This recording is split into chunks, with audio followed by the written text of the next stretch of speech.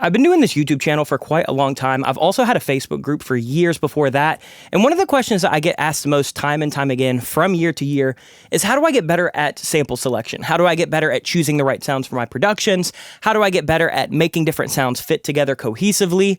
And it's something that we've addressed on the channel here and there, but I've never done a full video where I kind of go over my entire mindset of understanding sounds and sound design and sound selection and implementing that into an actual process for your production or your arrangement sessions. After this video, you should have a little bit better of an understanding of what you might want to keep in mind when you are picking sounds. Before we dive in, I do just want to let you know that we are officially running our Black Friday sales right now at Make Pop Music. So if you go to our website, makepopmusic.com, between now and December 7th, you can save 50% on all sample packs, preset packs, MIDI packs, loop packs, and bundles, and you can save 25% on all courses. In the courses, we go through everything start to finish, so you can actually see my sound selection process. But all of that is available at makepopmusic.com. We have a new sample pack called Mellow. We have a new course called Producer Principles Dark Pop. I will link walkthroughs down below for both of those. Tons of information, but I don't want to take a ton of your time in this video talking about it. So go check it out. It's the best way to support us. You can save yourself a ton of money. You have until December 7th.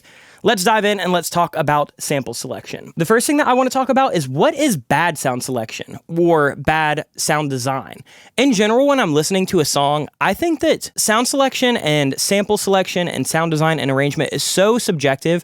The only time that it ever really comes off as bad or as unprofessional or as, distracting is when I feel like there's not a really clear sonic palette, right? If we have some sounds that feel really dry and small and centered, and then we have other sounds that feel really big and grandiose and wide, and they're not working together and kind of making one painting.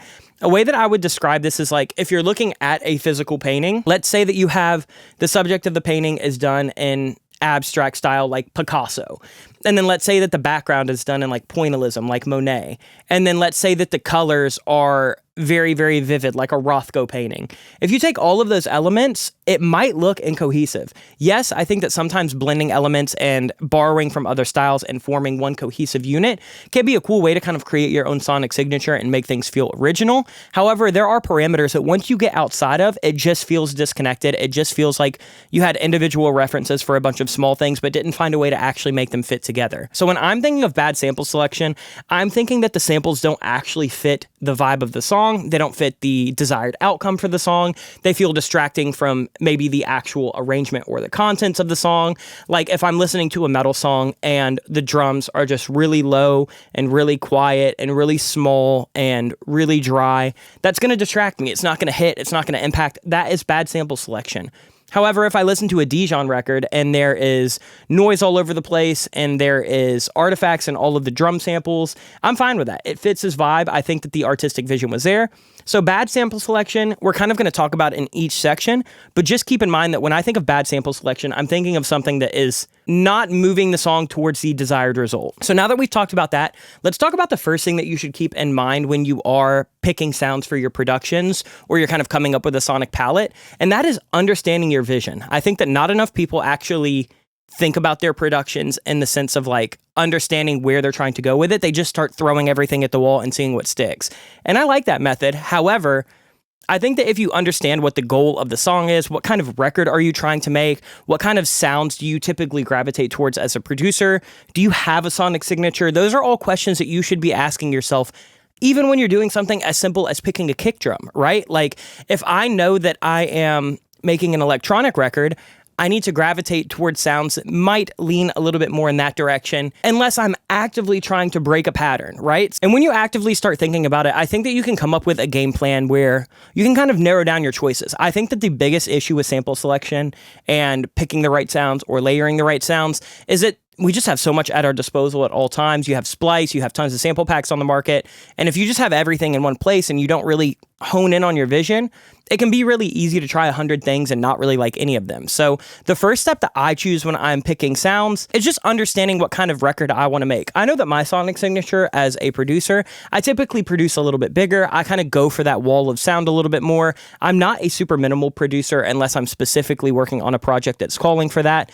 So for me, I like sounds that are a bit bigger. a bit more punchy, a bit more compressed. I use a lot of synthesizers.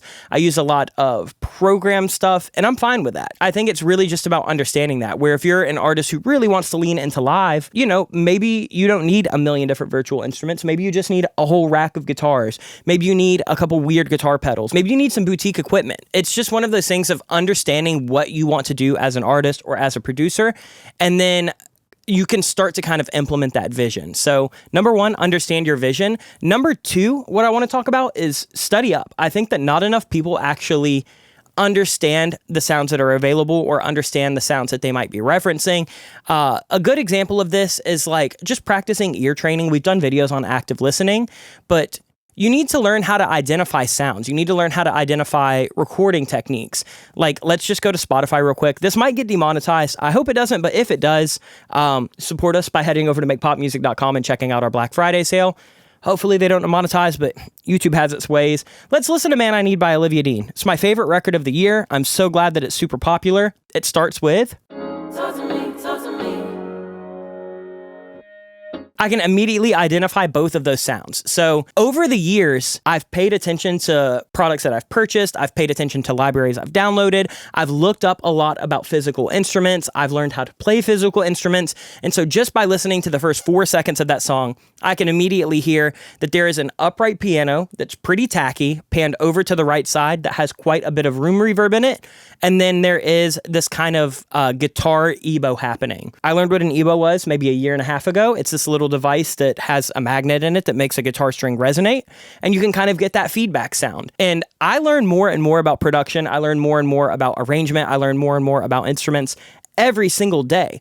And by studying up, by understanding what other producers are doing, by understanding what other instruments, people are actually playing on records, it helps you to kind of come together. You should be able to identify, if you hear a key sound, is that a Rhodes? Is that a piano? Is that a clavinet? Is that a marimba or a kalimba, like a mallet instrument or a finger instrument? You should be able to start to understand all of these things. And that really only happens by practicing active listening, practicing, ear training, practicing sound identification. Let's go to another example. Let's go to Golden.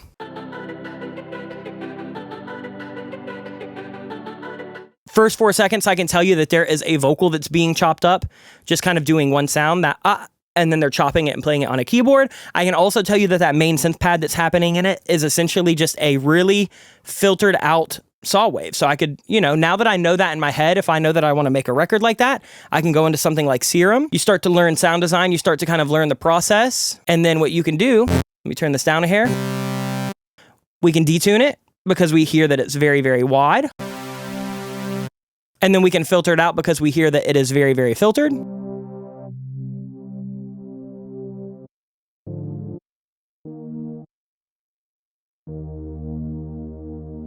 Then you can add some reverb on it, you can add some delay on it, and you can start to kind of get something that feels more similar to.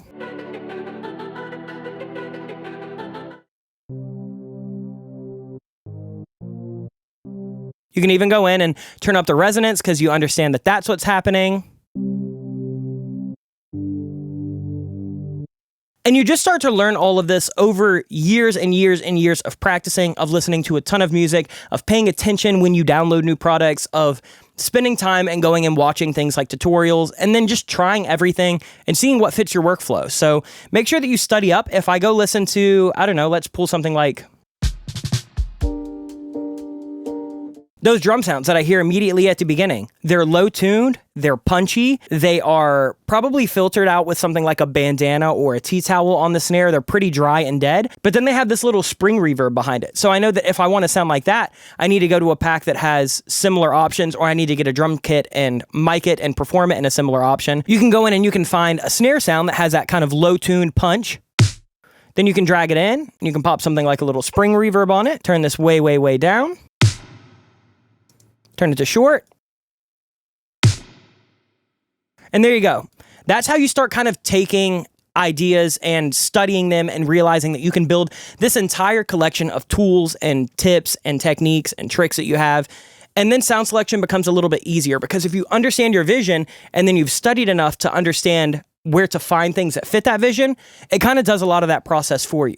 Number 3, I think kind of fits that, and that is just having a large palette at your disposal. If you're a producer that works in a lot of styles or a lot of genres, it helps to have sample packs in those styles. It helps to have preset packs in those styles. It helps to have the synths that really gravitate towards those styles. If you're a hip-hop producer, it's probably going to behoove you to have something like Omnisphere 3. If you're an electronic producer, you're definitely going to want to have Serum. If you are a rock producer, you might want to have something like Get Good Drums. If you're a pop producer, you might want to have a bunch of one-shot packs like we have at Make Pop Music. If you are interested in kind of that lo-fi 80s thing, you might want to have a JHS Gain Stage 424 so you can get that like crunchy McGee tone. It's all about your years as a producer kind of building up your arsenal for things that you can use in your own production. I have sounds in here. I know that if I want, let's say I want like a lo-fi hip-hop sound, I can go to my boy Lo-File's pack right here. He does a lot of that style. His packs are sick. That's great. Find a kick. Find a snare. Try a different one. That's perfect. I could drag that in. Now I have that kind of lo-fi hip-hop sound. If I want, something that fits hyperpop, I can go to something like The Works. I can go to kicks. I can go to electronic and hyperpop, and then now I have sounds. You can go into something like Splice and you can start sorting by genre and reference and style. I think that having a large palette at your disposal cuts away a lot of the time that you're going to spend trying to make one sound work in a million different ways. I think that this can go the other way where you end up having too much at your disposal and then you get stuck in analysis paralysis and trying a billion different samples. But that's why it's really important to understand everything that you purchase. Why are you purchasing that pack? Why are you purchasing that synth? Why are you purchasing that physical guitar? What hole is that going to fill in your production process? What styles and genres and references will that kind of gravitate towards? What does that product do very well for your workflow? What does that product maybe not do well that you might want to fill with something else? It's really important to understand what kind of paint you have on your palette before you start painting your picture, right? I know that all of my samples are pretty organized. I know that if I want to make a metal record, I know where to go find those samples or presets. If I want to make a country record, I know where to go find those presets. I know what acoustic guitar for me works better for folk rather than pop music. I know which electric guitar I want to use for something like a 1975 record opposed to something like a Bring Me the Horizon record. But I have to have all of that at my disposal for me to start making those decisions. So you have to understand your vision first to understand what you even need to do or want to do for the record. Then you have to study up and learn how to identify those sounds, learn how to actually start implementing those sounds. And then you actually have to collect those sounds that you can use. You have to, it's kind of a tier system. You really can't do one without the other. Once you do those 3 things, you do have the basics for selecting sounds. This is where we start to get a little bit more nitty gritty and specific. And once you have all of that and you have the kind of basic fundamental foundation, then you can start using references to help guide you. It's hard to use references if you don't have that foundation. If you don't have the sounds anyway, and if you don't have the knowledge to understand what you're listening to in the references, they're just going to be a song that you hear that you just dream of making something like. So for instance, you have to learn how to identify something like a Rhodes to understand that, or something like a suitcase piano, to understand that if I were to go over here and listen to Dreams by Fleetwood Mac,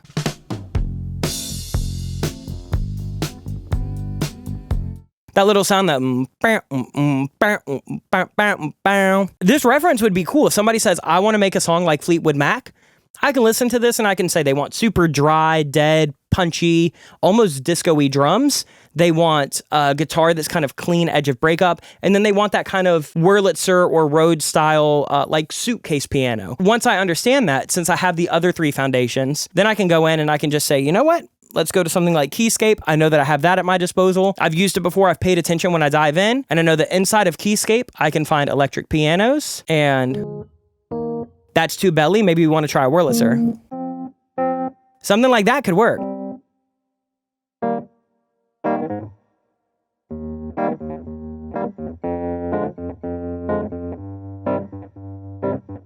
And now I can actually incorporate those references into a process that's not just, we need to check and make sure that our song fits with it. If I want to make a reggaeton record, right, and I go listen to a Bad Bunny song, I can understand that when I hear that percussion happening, I know that that's a cabasa because I already did step number 2, which was study up. And so now when I can use that reference, I have the foundation of all of the individual elements, but I can start using the references to figure out how to piece them together, right? Once you have references and you understand where to pull individual things from, that's where you can start saying, oh, you know what?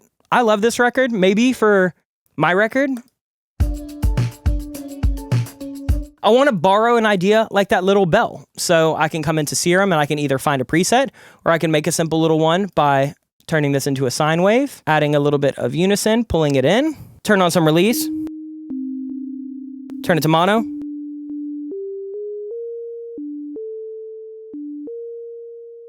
Then you can start adding in your transients and you can start getting something that feels similar. But references, they're useless if you don't actually understand how to break them apart. And then if you don't have the actual tools at your disposal to start implementing whatever you're trying to gather from that reference. So now that we've done all of those, the last step that I really want to talk about is learning how to tweak sounds to your specific song. So let's say you've referenced, you have an idea of what you want, you have all of the tools at your disposal, you know exactly in your head, I want a really chorusy Rhodes piano, right? Let's say that you go for something like this.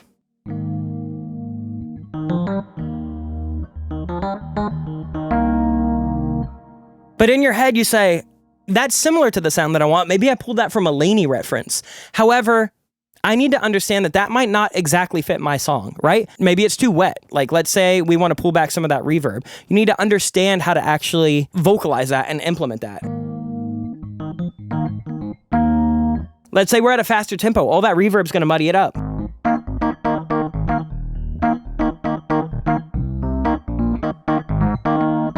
So you can do that. Let's say, instead of a kind of studio reverb, I want something like a spring. We can play it an octave higher.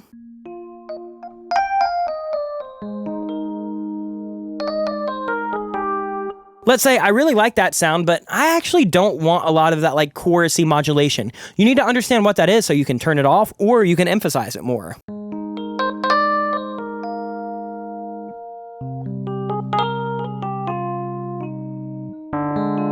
You can go in and you can adjust things like tone. Let's say that you have a song where you have a lot of darker elements. Maybe this has a little bit too much top end.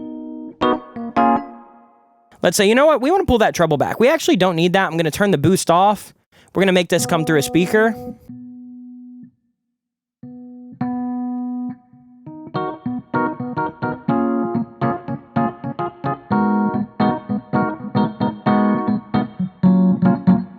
Because let's say we want to make something like a soul record that doesn't need that really shiny top end. Like, this is great for a pop record.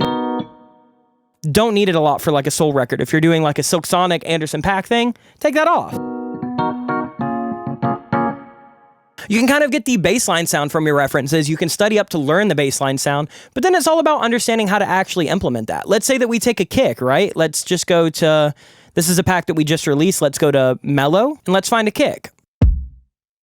Let's drag that in and let's say, you know what? I really like this kick, but for our song, I actually think that it's tuned a little bit too low. So maybe we want to tune it up one semitone. Maybe that fits the key of the song a little bit better. And you know what? Maybe I like it, but maybe I don't want it to be so long and roomy. Let's shorten it up. Let's shorten up that decay. That's going to clean up the low end of my mix a little bit. Shorten it up even more. And you know what? Actually, I think I want to process that with more tape processing. So let's pull in something like a tape saturator, because that's going to get me closer to where I want to go. Let's pull in Rabbit Tape by Safari Pedals and just absolutely crank this in.